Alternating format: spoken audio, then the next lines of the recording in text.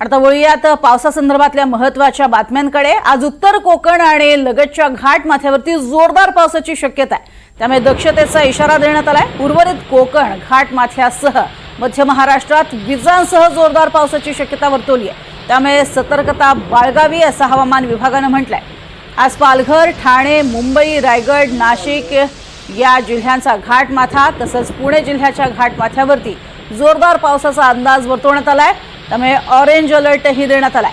रत्नागिरी, सिंधुदुर्ग, नाशिक, सातारा जिल्ह्याच्या घाटमाथ्यावरती, कोल्हापूर जिल्ह्याच्या घाटमाथ्यावरही जोरदार सरींचा आणि नंदुरबार, धुळे, अहिल्यानगर, पुणे, छत्रपती संभाजीनगर या जिल्ह्यांमध्ये विजांसह जोरदार पावसाची शक्यता वर्तवली आहे, त्यामुळे येलो अलर्ट हवामान विभागाने दिलाय।